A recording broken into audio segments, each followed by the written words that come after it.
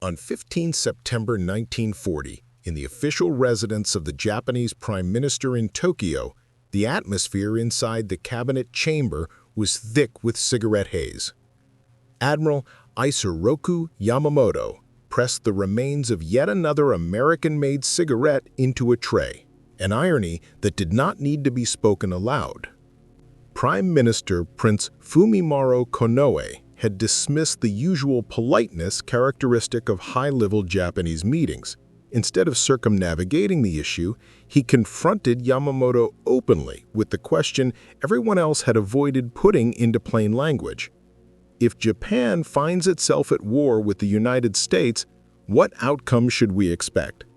Yamamoto's answer unsettled nearly everyone present and would echo across the final years of the Japanese Empire. If I am ordered to fight, I can operate freely for perhaps 6 months, maybe a bit longer. Beyond that, I have no confidence at all. The reaction was immediate. Shifting chairs, tightened jaws, a silence that revealed more than arguments could. Here was the commander who would be responsible for the opening blows of any Pacific conflict, acknowledging that Japan was mathematically destined to lose a prolonged struggle. What many in the room failed to grasp was that Yamamoto was not offering a guess. He was reporting the results of years of first-hand observation and careful calculation. He had walked through American shipyards, toured steel foundries, examined oil extraction and refining processes, and reviewed production statistics with the eye of a strategist. Long before the first bomb would fall on Pearl Harbor, Yamamoto understood that Japan's industrial resources could never match those of the United States once mobilization began. In his mind, the war's conclusion had already been determined, only its duration remained variable. Origins of a reluctant prophet. Isoroku, originally Isoroku Takano, entered the world on April 4, 1984 in Nagaka, Niigata Prefecture. His father, a schoolteacher already in his late 50s, named the newborn after his own age, Isoroku, meaning 56. Poverty defined the family's daily existence. Meals often consisted of barley or sweet potatoes, with rice considered a luxury. These early experiences of scarcity would later heighten Yamamoto's awareness of America's enormous material advantages. In 1916, the young officer was adopted into the Yamamoto family, a customary practice aimed at advancing one's prospects within the military and social hierarchy. By that time, he had already suffered severe wounds in the 1905 Battle of Tsushima, losing 2 fingers on his left hand. Tsushima was celebrated throughout Japan as proof that spiritual determination could compensate for limited resources. Yamamoto, however, drew a different lesson. Russia had been strained by distance and political upheaval. The United States would face neither obstacle. A turning point in America. To test his conclusions, Yamamoto needed direct exposure to the society Japan might one day face in battle. That opportunity came in 1919, when, at age 35, he was ordered to study English and monitor naval developments at Harvard University. Arriving in Cambridge with his swords at his side and dressed in full naval uniform, he quickly became a recognizable figure among the ivory-covered academic buildings. His official purpose was language study, but his real education unfolded elsewhere. While his performance in formal English courses was unremarkable, he devoted most of his energy to independent research. Residing modestly in Brookline, Massachusetts, he followed an ascetic routine, sleeping only a few hours each night. The rest of his time went to examining American publications on industry, oil production techniques, and the rapidly expanding field of aviation. His small room reportedly filled with maps, statistics, and technical volumes outlining the inner workings of U.S. economic power. At Widener Library, he pored over government reports and industrial data. One statistic in particular struck him. In 1919, the United States produced roughly 2/3 of the world's oil, about 378 billion barrels. Japan, on the other hand, relied almost entirely on foreign imports, many of them from the very nation it might confront in the future. Summer vacations opened the real classroom. Yamamoto abandoned the structured environment of Harvard and traveled alone across the United States, sometimes by hitchhiking, carrying just enough money for food. His first extended journey brought him to Texas, where he spent weeks inspecting drilling sites and refineries. These trips allowed him to witness American resource extraction and industrial organization on a scale unimaginable in Japan. These observations convinced him of a truth he would later articulate repeatedly, though few in Tokyo wished to hear it. Japan could win dramatic early victories, but it could not win a long war against the United States. During his student years in the United States, Yamamoto often lived with extreme frugality. He survived for days at a time on little more than bread, bananas, and water, sleeping wherever he could, barns, empty fields, and the occasional abandoned shed, so he could stretch his limited funds to spend more time observing American industry. In the summer of 1920, he positioned himself outside the Ford Highland Park facility in Detroit to watch the afternoon shift end. Roughly 20,000 employees poured out of the gates, many heading straight toward their own automobiles. For Yamamoto, coming from a Japan where even many officers could not afford personal vehicles, this scene bordered on astonishing. He had hitchhiked nearly 900 miles from Cambridge solely to witness what Henry Ford had described as the democratization of mobility. Inside the plant, where Yamamoto gained access by presenting himself as an engineering student, he found a system of production that surpassed anything he had imagined. The moving assembly line delivered a completed Model T every 45 seconds. Workers executed highly specialized motions in perfect synchronization, and the transformation from raw steel to finished automobile took a mere 93 minutes. Over the course of a week, Yamamoto filled 3 notebooks with diagrams, measurements, and calculations.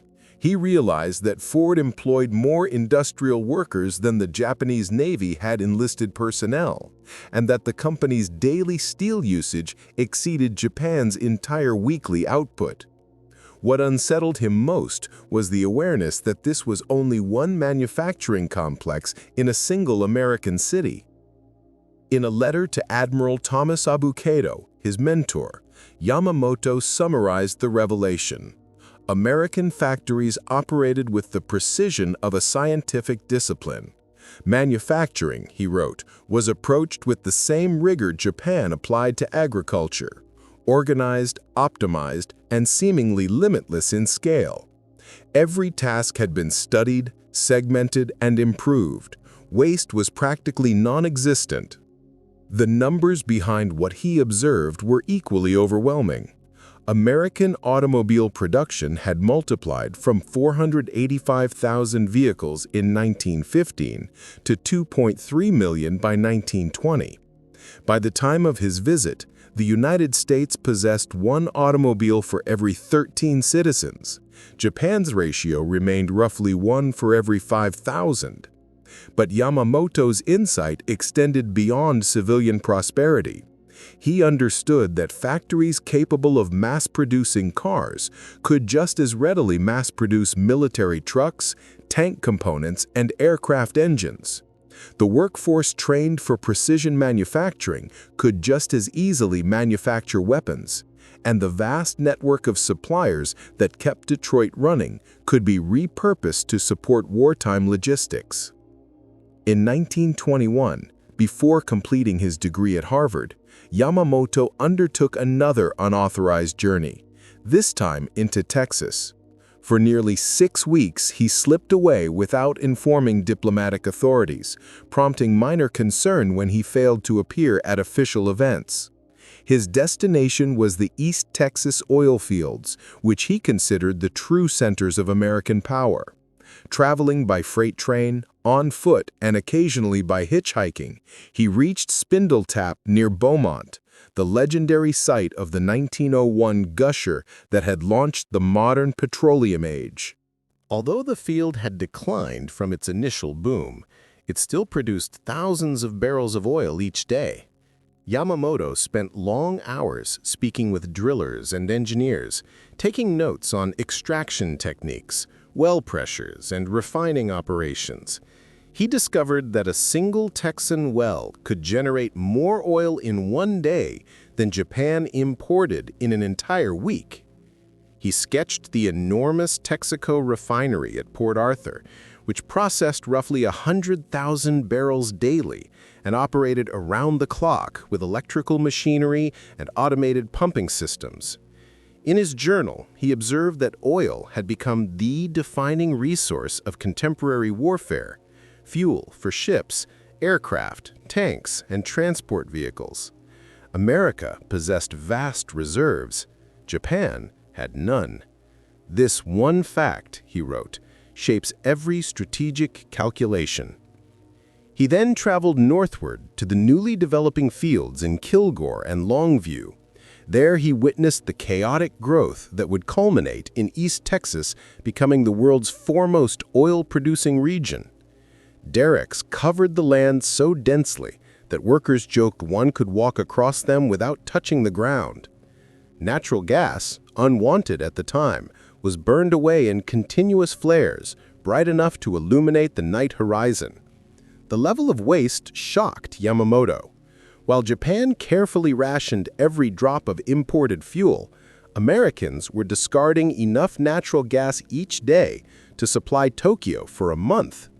This excess, more than any military parade or naval review, convinced him of the enduring strength the United States could bring to a war. In early 1926, now a naval captain, Yamamoto returned to the United States as Japan's naval attaché in Washington. His assignment, running until March 1928, confirmed all the concerns his student travels had planted. With official status, a budget, and unrestricted mobility, he could study American industry with far greater thoroughness. He immediately began reassessing American output. In the years since his first visit, production had accelerated dramatically. By 1926, U.S. automakers were approaching an annual output of 4.3 million vehicles. Steel production had surged to 48 million tons. Oil extraction had climbed past 770 million barrels. The expansion was not only continuing, it was compounding. Yamamoto developed a methodical routine. Monday through Wednesday, he remained in Washington, attending embassy duties, naval discussions, and formal receptions.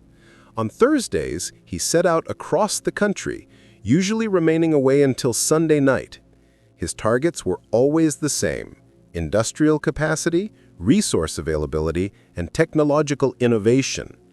He inspected the Bethlehem Steel Complex in Pennsylvania, where armor plating for warships was manufactured. There he saw electric furnaces capable of producing specialized steels in hours that Japanese foundries required weeks to create. The plant employed roughly 30,000 workers and consumed more electricity than the entire city of Kyoto. In Birmingham, Alabama, he followed the logistics chain that fed American steel production: ore arriving from Minnesota's Mesabi Range, coal from Pennsylvania, limestone from Indiana, shipments coordinated across thousands of miles through telegraph and telephone systems more sophisticated than anything Japan possessed. During this Washington posting, Yamamoto also gained a reputation for his Friday night poker gatherings. He invited naval officers, diplomats, and American intelligence personnel to his apartment for evenings of cards and whiskey. The games, however, were far more strategic than they appeared. As Captain Ellis Zacharias of U.S. Naval Intelligence later revealed in his 1946 memoir, Secret Missions, both sides used the friendly atmosphere to probe for insights about naval doctrine, ship performance, and strategic thinking. Zacharias recalled Yamamoto as a formidable player. He remembered every card, calculated odds instantly, and had an uncanny ability to read expressions. But what mattered more was the psychological intelligence he extracted from the games. He wanted to understand American behavior, how officers approached risk, how they made decisions, how they responded under pressure. Through poker, Yamamoto concluded that Americans were natural risk-takers who played boldly because they had resources to absorb losses. A nation with vast industrial and economic reserves could afford setbacks. Japan, with far fewer resources, could not survive a major defeat. On one February night in 1926, after taking a large pot, Yamamoto summarized this dynamic in a remark Zacharias never forgot. In poker and in war, the player with the deeper pile of chips can wait for the right moment. Japan is wagering borrowed chips against a player who owns the bank. Even during these social gatherings, Yamamoto's strategic thinking continued to evolve. The most profound conclusion he drew during his American service concerned the future of naval warfare. While many senior officers remained committed to battleships as the core of naval power, Yamamoto saw that aviation, carrier operations, long-range aircraft, and precision strikes would shape the next era of conflict. America, by the mid-1920s, had placed itself at the forefront of a new era of power, an era no longer defined primarily by battleships or fortified coasts, but by the command of the skies. Isoroku Yamamoto, then serving in the United States as a naval attaché, saw this transformation firsthand. One of his earliest and most striking visits took him to the Glenn L. Martin Company facility outside Cleveland, Ohio. There, he encountered an aviation factory modeled not on traditional shipyards or workshops, but on the rapid-fire efficiency of automobile production. Men and women who had entered the plant with no previous exposure to aircraft learned in a remarkably short time to assemble machines of great sophistication. Electric tools hummed along endless rows of stations, conveyor systems kept components in constant motion, and each day, 6 newly completed aircraft rolled out of the building, a pace unimaginable in Japan's aviation sector at the time. From Cleveland, he traveled to McCook Field in Dayton, the precursor to what would later become Wright-Patterson Air Force Base. The contrast with Japanese facilities could not have been more severe. The research center employed more aeronautical engineers than Japan could muster across its entire aviation industry. Yamamoto walked through wind tunnel complexes, engine testing chambers, and laboratories dedicated to metals and materials, all of which showcased a depth of scientific investment that Japan had yet to achieve. The numbers confirmed what his eyes already suggested. In 1926, American manufacturers turned out 1,186 military aircraft and an additional 5,789 civilian airplanes. Scheduled airline service spanned the continent, carrying both passengers and mail. By comparison, Japan's output struggled to reach 200 aircraft per year, most of them dependent on imported engines and instruments. "The Americans think in 3 planes of space," Yamamoto wrote in one of his dispatches to the Navy Ministry. "While we polish our battleships and rehearse for a surface engagement, they have already left behind." To him, the United States was assembling the entire ecosystem required for large-scale aerial warfare: abundant aluminum, advanced propulsion technology, and factories designed to produce fleets, not merely individual aircraft. His reports landed with little impact in Tokyo. The Navy's senior leadership continued to champion the decisive battle doctrine, envisioning a climactic clash between warship lines. Carriers remained largely relegated to scouting duties, their strategic potential only dimly appreciated. Yamamoto's most extensive industrial survey unfolded during the summer of 1926. Leveraging his diplomatic status and the personal relationships he had carefully cultivated, he gained entry to facilities that almost no foreign visitor was allowed to see. Each visit added another layer to his calculations about America's capacity for prolonged war. One of the most revealing stops came at the Ford Motor Company's River Rouge complex in Dearborn, Michigan. Spread across roughly 2,000 acres, it functioned as a fully integrated industrial city. Iron ore arrived by ship, coal rumbled in by rail, Raw rubber traveled halfway around the world from Firestone plantations in Liberia. Inside the complex, everything from steelmaking and glass production to final vehicle assembly occurred under one coordinated system. Rouge employed approximately 100,000 workers and operated its own power plant capable of producing 400,000 horsepower of electricity. The immensity of the operation stunned Yamamoto, even though he had prepared himself by studying reports and statistics. Walking beneath towering blast furnaces running around the clock, watching assembly lines stretch into the distance, and seeing parking lots filled with tens of thousands of cars, more than entire Japanese cities possessed, gave him a concrete sense of the industrial momentum behind the American economy. Later, at Standard Oil's Bayway refinery in New Jersey, he observed petroleum processing on a scale Japan could not hope to replicate. The facility handled about 100,000 barrels of crude oil each day, converting it not merely into fuel, but into a wide range of derivative products, from lubricants to chemical feedstocks.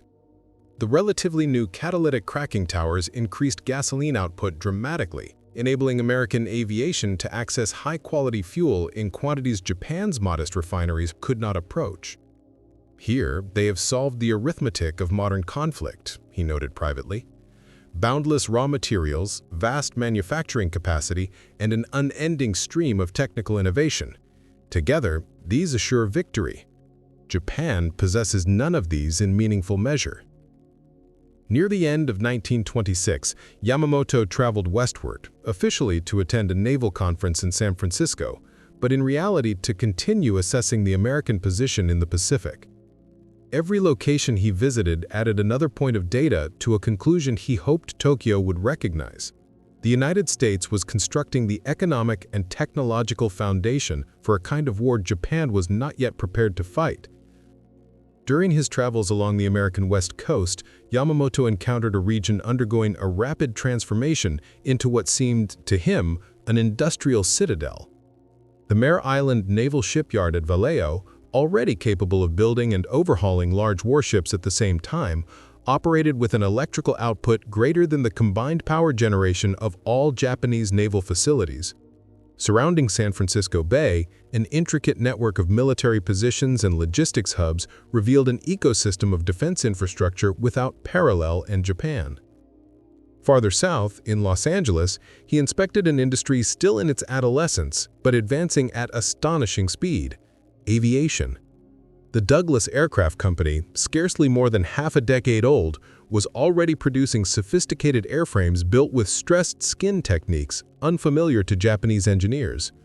The firm employed hundreds of designers experimenting with concepts that Japan would not adopt for many years. Yamamoto watched these developments with growing concern, recognizing that American command of the air was not distant, it was emerging before his eyes. Yet what struck him most powerfully were the oil fields of Southern California. The Los Angeles basin alone hosted over 20 major producing regions. At Signal Hill, drilling towers crowded the landscape so densely that the derricks resembled an artificial forest constructed from steel beams. California's annual output, roughly 230 million barrels, was so vast that Japan would have needed half a decade of wartime consumption to match it. The ports reinforced the same conclusion. San Pedro and Long Beach were expanding at remarkable speed, outfitted with electrified cranes and mechanized cargo handling systems. A single berth could move more freight in one day than the port of Tokyo processed in an entire week. The infrastructure needed to sustain trans-Pacific operations already existed on the American side. Japan possessed nothing comparable. Warnings that went unheeded. When Yamamoto returned to Japan in March 1928, he delivered a comprehensive report of roughly 200 pages summarizing what he had witnessed in the United States. If examined seriously, it should have extinguished any remaining fantasies of a winnable conflict. His findings were unequivocal. American industrial capability surpassed Japan's by factors ranging from 10-fold to 20-fold. The U.S. produced 100 times the amount of petroleum Japan consumed. U.S. steel output exceeded Japan's by 12 times. American automobile factories demonstrated the principles of mass production that could be converted instantly to military purposes. Aviation research and development in the United States was accelerating at a rate Japan could not hope to match. Despite the implications, the report was quietly classified and filed away. Most attention centered on the sections dealing with American shipbuilding, while the broader economic analysis was dismissed as irrelevant to naval policy. The Army, preoccupied with its ambitions in China, found little reason to consider Yamamoto's conclusions about the United States. Within the military establishment, Yamamoto gradually became an outsider. His American experiences, rather than being regarded as strategic assets, became sources of suspicion. His preference for coffee, his habit of smoking American cigarettes, and his continued reading of U.S. periodicals were taken as signs of ideological dilution. A whispering campaign portrayed him as overly influenced by foreign culture. Nevertheless, he persisted. Through lectures to junior officers, articles in professional journals, and informal conversations, Yamamoto repeated his central warning: Japan could not prevail in a sustained conflict with the United States. It was not simply a matter of quantity. The American system of production and innovation evolved continuously, feeding upon scientific research, abundant resources, and a flexible industrial workforce. Japan's economy, constrained by limited materials and a rigid social structure, lacked that degree of adaptability. Becoming a target. By 1939, his outspoken opposition placed him in grave danger. Ultra-nationalist elements within the army, groups already responsible for a series of political assassinations, identified Yamamoto as a threat to their expansionist objectives. His insistence that war with the United States would be disastrous made him, in their eyes, a traitor to national destiny.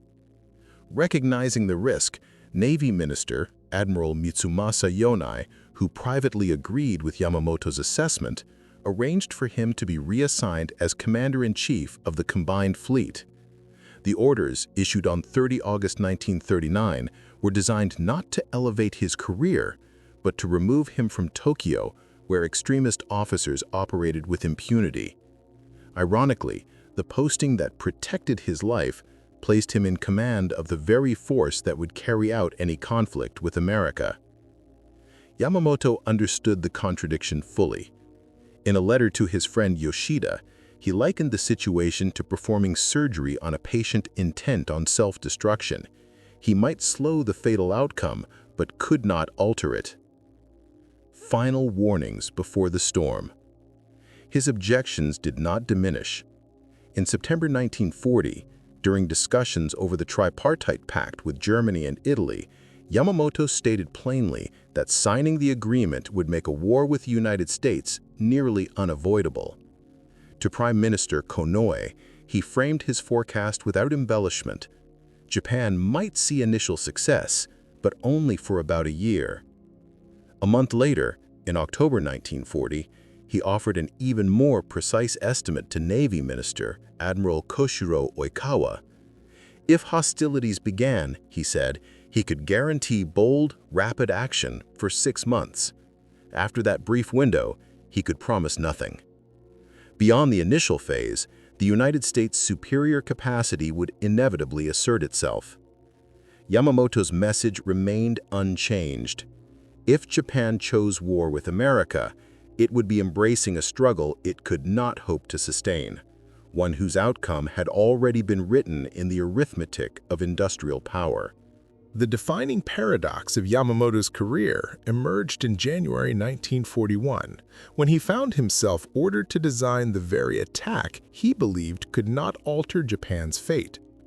The admiral who had spent 2 decades warning that Japan could not outlast American industry was now instructed to devise a strategy to defeat it.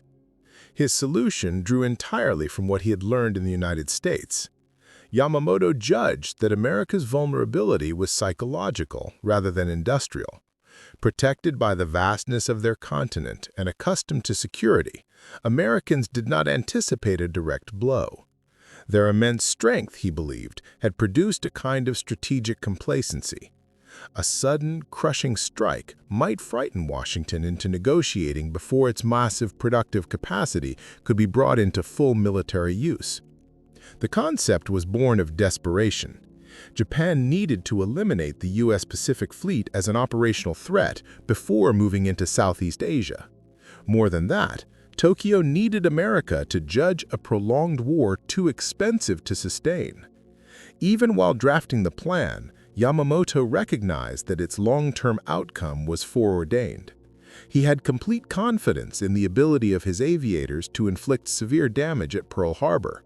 The part he believed doomed was everything that came afterward.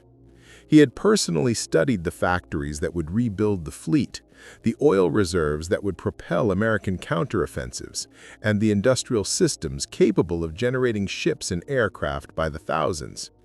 To him, Pearl Harbor was destined to be a tactical triumph and a strategic catastrophe, precisely as he would predict to those around him. As 1941 unfolded and conflict grew unavoidable, Yamamoto's warnings became more concrete, almost mathematical. When junior officers boasted of Japan's martial skill, he countered with stark comparisons. America possessed 500,000 tons of oil reserves for every single ton Japan stored. The United States produced steel on a scale hundreds times larger than Japan's output. Its manufacturing plants could reconfigure their assembly lines within weeks to churn out armaments. By his reckoning, the war was already lost, only the opening shots had yet to be fired. That September, he addressed graduating students at his old school in Nagaoka and delivered one of the most candid assessments of American strength ever heard from a Japanese admiral in public. Many in Japan, he observed, believed Americans to be soft, spoiled by wealth, and lacking depth. This view, he warned, was dangerously wrong. Americans were energetic, inventive, and courageous. Their mindset was analytical, their technology advanced. Charles Lindbergh's solo flight across the Atlantic, he said, was the sort of bold feat Americans considered almost commonplace. He reminded the students that U.S. industry dwarfed Japan's in every respect, and that America possessed limitless access to oil, a resource Japan lacked entirely.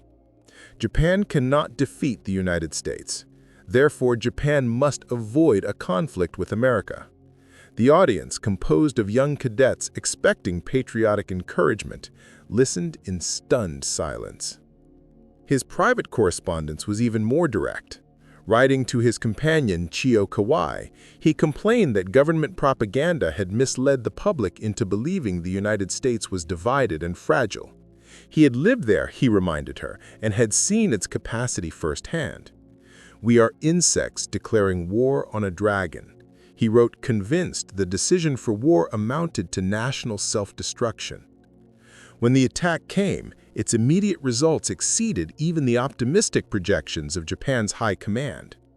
8 American battleships were sunk or damaged. Nearly 200 aircraft were destroyed on the ground. Over 2,000 American personnel were killed. Japan's own losses were comparatively slight: 29 aircraft, 5 midget submarines, and 64 men.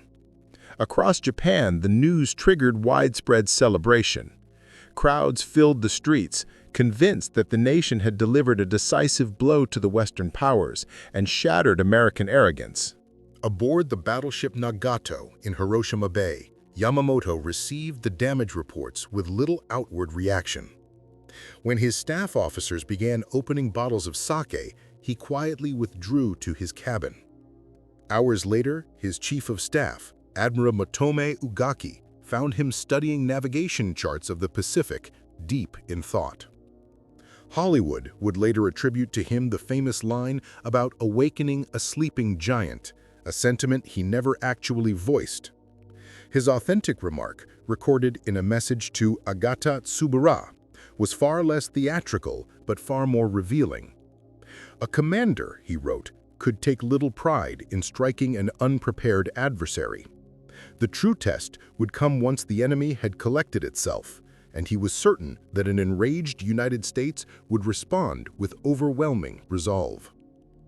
What troubled him most was not the survival of the American carriers, although that was a significant operational failure, but the fact that Pearl Harbor's fuel tanks, repair facilities, and logistical backbone had been left intact. From his visits to American shipyards and ports, Yamamoto understood how rapidly the U.S. Navy could recover. The destruction looked catastrophic on paper, but in practical terms, the damage was largely surface level. Equally serious was the diplomatic mishandling in Washington. Yamamoto had insisted that a formal declaration of war precede the attack. Due to delays and errors at the Japanese embassy, the message arrived too late. The United States would regard the strike not as an act of war, but as treachery, eliminating any possibility of negotiation. "I had hoped to fight a war of honor," he confessed to Ugaki. "Instead, we have doomed ourselves with dishonor." For roughly 6 months after Pearl Harbor, Japan enjoyed rapid and unbroken victories. The Imperial Navy surged across the Pacific, defeating Allied forces with startling speed. Singapore fell, followed by the Philippines and the Dutch East Indies. By May 1942, Japan presided over a vast empire, stretching from the Indian frontier to the Central Pacific. Yet Yamamoto remained largely unmoved by these accomplishments. He understood that these successes were temporary, achieved only because the United States had not yet begun to mobilize the industrial strength he had studied so closely.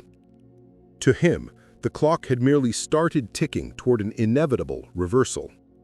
In his quarters aboard the flagship, Yamamoto kept a growing stack of charts that tracked American naval construction. The figures alone were enough to unsettle even a hardened strategist. During the first half of 1942, U.S. shipyards delivered 2 new aircraft carriers, 4 cruisers, 23 destroyers, and 26 submarines.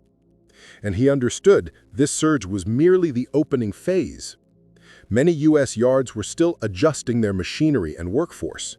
Once their full output was reached, they would generate ships faster than Japan could send them to the bottom. The energy situation presented an equally grim comparison. Although Japan had seized the oil fields of the Dutch East Indies, the yield from those captured regions could not compensate for America's petroleum abundance. In a single month, U.S. production exceeded what Japan's newly acquired fields produced in an entire year. Worse still, the United States had already moved far along in synthetic rubber manufacturing, an industrial leap Yamamoto had examined as early as 1926, meaning that even the loss of Asian plantations did not threaten the American war machine. "We are like children who have stolen sweets," he remarked to one of his operations officers. "We enjoy the moment, oblivious to the certainty of retribution." The contest at Midway began on June 4, 1942, almost exactly 6 months after the attack on Pearl Harbor, and it would prove to be the moment when his warnings finally collided with reality. The operation Japan conceived was layered and intricate, perhaps reflecting Yamamoto's awareness that the empire might not get another opportunity to cripple American carrier power before reinforcements arrived in overwhelming numbers. Intelligence briefings painted a comforting but inaccurate picture. The U.S. Navy was believed to have no more than 2 operational carriers in the Pacific. In fact, 3 were available, and American cryptanalysts had cracked key portions of Japanese communications. The catastrophe that unfolded had the cold inevitability of a mathematical proof. Within the span of a single day, 4 Japanese fleet carriers, Akagi, Keiga, Soryu, and Hiryu, were destroyed. These losses were beyond replacement. Japan lacked both the industrial base to build holes quickly and the reservoir of trained aviators needed to man them. Meanwhile, 300 miles to the rear, aboard the battleship Yamato, Yamamoto received each report without visible reaction. When the final confirmation arrived that all 4 carriers were gone, he simply inclined his head. Officers later recalled that he appeared almost resigned, as though a long-anticipated verdict had finally been delivered. "The American giant is now fully conscious," he told his staff. "From here onward, we fight only to slow what cannot be stopped." Subsequent production figures only reinforced his judgment. Over the 18 months following Midway, the United States commissioned 17 fleet carriers and 76 escort carriers. Japan, by contrast, managed to put only 6 fleet carriers into service during the entire war. The industrial equation Yamamoto had drafted back in his Harvard years was unfolding with brutal accuracy. By late 1942 and into 1943, American factories reached production levels that would have seemed implausible even to him. An aircraft roughly every 5 minutes, a merchant vessel each day, an aircraft carrier every month, 150 tanks per day, and 500,000 military trucks annually. Even more stunning was the Ford Willow Run plant, non-existent during his 1926 tour of Detroit, which had become a massive assembly complex capable of turning out B-24 bombers at a pace of 1 every 63 minutes. The entire facility had risen from bare ground in just 9 months, a construction timeline shorter than what it normally took Japan to complete a single major factory. When intelligence summaries summarizing these developments reached him, Yamamoto reacted with a somber sense of vindication. Everything he had predicted was materializing, and at a speed that surpassed even his darkest forecasts. The assembly methods he had studied in American car factories had now been repurposed into engines of Japan's own destruction. The fuel crisis grew progressively worse. By 1943, the United States was producing about 1.7 billion barrels of oil annually. Japan's entire strategic reserve amounted to roughly 50 million barrels, a stockpile that was diminishing rapidly. American submarines, launched in numbers Japan could not counter, were severing the maritime routes that carried oil from Southeast Asia to the home islands. Quote, "I warned them about the oil," Yamamoto wrote privately. "I showed them the figures. They chose disbelief. Now our ships lie idle for want of fuel, while American task forces maneuver wherever they choose." End quote. Throughout late 1942 and the first months of 1943, he commanded the combined fleet with the heavy certainty that defeat was already inscribed in the numbers. Letters addressed to Chiyoko Kawai, discovered after the war, reveal a man tormented not by surprise, but by the burden of knowing the outcome long before it arrived. He often compared his situation to that of a physician tending to a patient whose condition had already been judged terminal. Treatment could soothe discomfort and postpone the inevitable, he believed, but not reverse the fate that had already been sealed. In his view, Japan suffered from a fundamental and incurable weakness, an industrial shortfall so profound that no amount of bravery could compensate for it. Those around him observed a steady deepening of this pessimism. His willingness to expose himself to hazards grew, and he began accepting risks that once would have been delegated to subordinates. During a tour of frontline outposts, he insisted on visiting the most threatened positions, almost as if seeking the blow that might relieve him of the responsibility of steering a fleet he believed could not be saved. Admiral Ugaki noted in his journal that the commander seemed increasingly indifferent to danger, adding that Yamamoto appeared to grasp a grim truth others refused to acknowledge, that the war had already slipped beyond Japan's reach. The burden he carried, Ugaki suggested, was not command itself, but the knowledge that his earlier warnings were unfolding exactly as he had predicted. In March 1943, Yamamoto prepared what would be his last major strategic analysis, and its conclusions were stark. According to his assessment, the United States had already replaced the ships lost at Pearl Harbor not once, but twice. Its pilot training programs had produced more aviators in a single year than Japan had managed in 2 decades. American factories were expanding output each month, while Japan's capacity eroded under the strain of prolonged conflict. He emphasized that war, in the end, followed the logic of arithmetic rather than valor, and the arithmetic had turned decisively against Japan. On April 14, 1943, American cryptanalysts intercepted a detailed itinerary outlining Yamamoto's upcoming inspection flight. The message specified that he would travel from Rabaul to Balalea Island 4 days later, with his movements scheduled down to the exact minute, a reflection of his characteristic precision. This intelligence prompted the approval of Operation Vengeance, a mission authorized at the highest military and political levels. Admiral Chester Nimitz raised concerns about the risks of revealing the extent of American code-breaking success, but decision-makers ultimately concluded that Yamamoto's removal justified the exposure. He was considered uniquely valuable, not only as a strategist, but as the one senior Japanese leader who fully appreciated the scale of American industrial and technological strength. A group of 18 P-38 Lightning fighters launched from Guadalcanal, skimming just above the ocean surface to remain invisible to Japanese radar systems. Their flight path required flawless navigation. More than 430 miles of open water had to be crossed with exact timing so that they would intercept Yamamoto's aircraft as it approached Bougainville. Ironically, the weapons used to eliminate him exemplified precisely the advantages he had warned Tokyo about for years.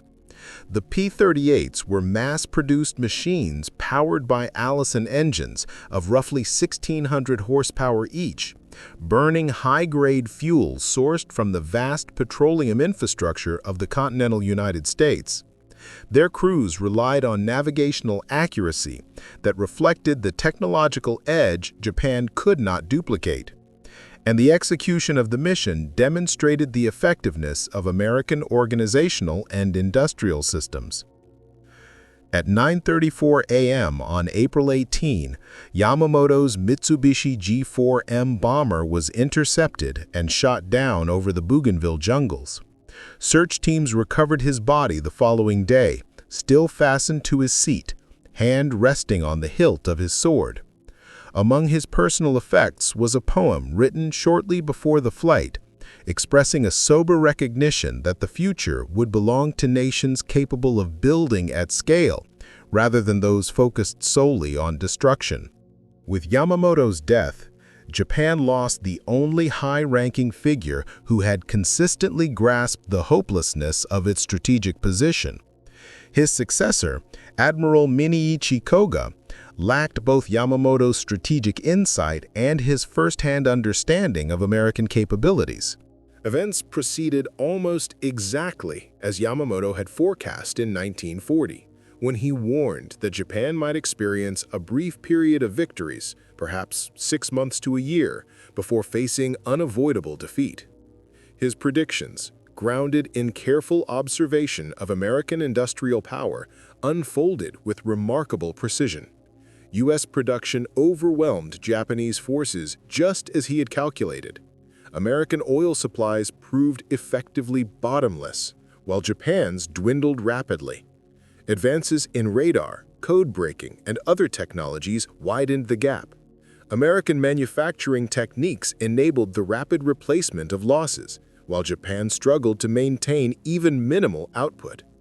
By 1944, the United States was producing in a single month more war materiel than Japan managed in an entire year. The factories that Yamamoto had toured during the 1920s, facilities he had long cited as evidence of America's immense capacity, were now operating at levels that far exceeded even his earlier warnings. The immense River Rouge complex alone turned out more military vehicles than the entirety of Japan's industrial base combined. In August 1945, the final phase of the Pacific War delivered the most definitive confirmation of Yamamoto's long-standing predictions. The atomic destruction of Hiroshima and Nagasaki represented a level of scientific and industrial capability that surpassed even what he had imagined, although he had frequently warned that American technology would outpace anything Japan could field. The Manhattan Project itself had consumed roughly $2 billion, an amount greater than Japan's entire wartime military budget, and employed about 130,000 people across multiple sites. Its energy consumption exceeded that of many Japanese cities, and the precision engineering required for the bombs was far beyond what Japan's industries could have attempted. Even their delivery systems underscored the imbalance. The B-29 Superfortress, each more expensive than a Japanese destroyer, was produced in numbers Japan could never hope to match. In those final days, Captain Ellis Zacharias, Yamamoto's former poker companion during his Washington posting, made radio broadcasts to Japan in fluent Japanese. He reminded listeners that their own admiral had foreseen exactly this outcome. Admiral Yamamoto understood where this would lead. He saw our oil fields, our laboratories, our factories. He tried to warn you. You chose not to hear him. The industrial figures recorded after the war confirmed everything Yamamoto had calculated years earlier. Between 1941 and 1945, the United States produced approximately 300,000 aircraft to Japan's 76,320. American shipyards launched 141 aircraft carriers to Japan's 16, 8 battleships to Japan's 2, 203 submarines against Japan's 126. Merchant tonnage showed an even more dramatic gap, nearly 34 million tons built by the United States versus just over 4 million by Japan. These were not simply statistics, they were the numerical expression of the industrial giant Yamamoto had observed firsthand, a power that no resource-poor island empire could hope to overcome once it committed fully to war. Following Japan's surrender, occupation forces uncovered Yamamoto's private papers, unsent letters, personal notes, and journals he had never intended anyone to read. Together, they revealed with painful clarity the extent of his foresight and his frustration. Among the documents was a December 1, 1941 letter addressed to Emperor Hirohito but never sent. In it, Yamamoto confessed that he had failed to prevent a war he considered unwinnable. He explained that American industry was capable of producing endless quantities of weapons, that its oil reserves were effectively inexhaustible, and that once the American public was stirred, it would pursue victory without hesitation. He wrote, "I can give your majesty 6 months of success. After that, arithmetic becomes the determining force. We are 70 million people without resources attempting to defeat 130 million with limitless supplies. The outcome is already written." Another letter, this one intended for Admiral Koga, his designated successor, was drafted shortly before Yamamoto's death. It offered an unvarnished assessment of Japan's strategic position. Quote, "The fleet you will command is already lost," he wrote, "not because our sailors lack courage or skill, but because numbers will crush us. For every vessel we lose, they will produce 3 more. For each aircraft destroyed, they will field 10. Every drop of fuel we consume pushes us closer to paralysis, while they possess oceans of petroleum. I have seen their industrial might directly. We are contending not with a nation, but with an entire continent's manufacturing force. Maintain resistance as long as honor requires, but understand that defeat cannot be avoided." The profound irony of Yamamoto's life is found not at his death in 1943, but in his role before it. The one man in Japan who most clearly grasped the scale of American power was obligated to lead the war against it. The strategist who understood that Japan would lose was required to design the blow that ensured the conflict would be long and ruinous.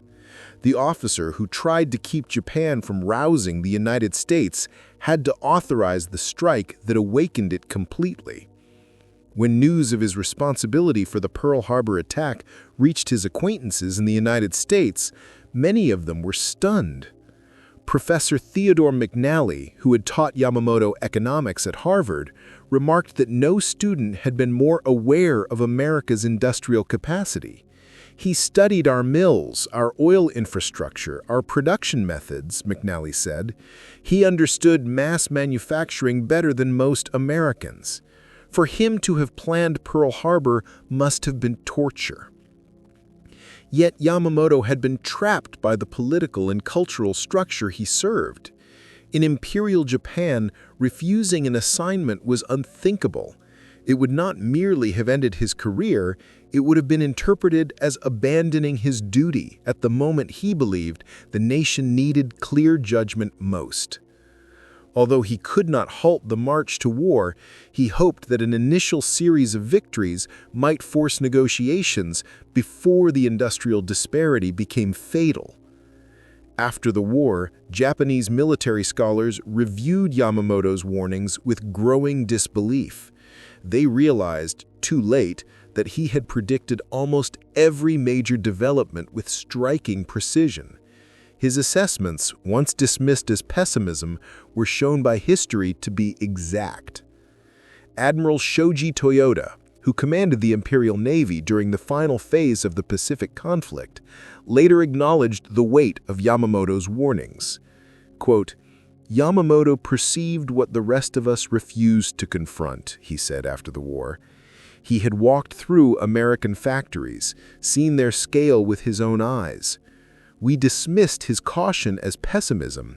We placed our faith in spirit alone, while he understood that no amount of determination can overturn arithmetic. At the Tokyo trials, former Prime Minister Hideki Tojo, one of the most forceful advocates for war, offered a similar admission. Admiral Yamamoto told us plainly that victory was impossible, he testified. He had studied in the United States. He knew their industrial capabilities intimately. We believed he had absorbed too much Western thinking. Only later did we realize he was simply stating facts. The tragedy, however, was not confined to a few leaders. From the naval staff to the upper ranks of the army, Japan's military culture largely ignored the only high-ranking officer who had systematically examined American strength. Leaders chose comforting ideology over measurable reality, elevating mystical assumptions of national superiority above the quantifiable indicators of U.S. economic power. Ironically, Yamamoto earned greater respect among the officers of the U.S. Navy than within his own chain of command. Several American commanders who had interacted with him before the war expressed mixed emotions upon learning of his death. Satisfaction at the success of their mission, tempered by admiration for the man they had lost.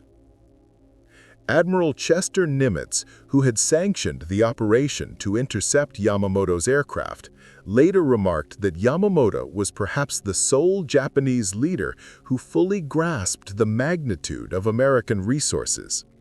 He studied our industry, understood our temperament. His elimination was militarily unavoidable, yet personally regrettable, Nimitz reflected. Ellis Zacharias, who played poker with Yamamoto during the 1920s, wrote an extraordinary epitaph. Yamamoto had been a visionary unrecognized in his own land. He had examined America's economic foundation and urged his country not to provoke a nation capable of sustaining total war.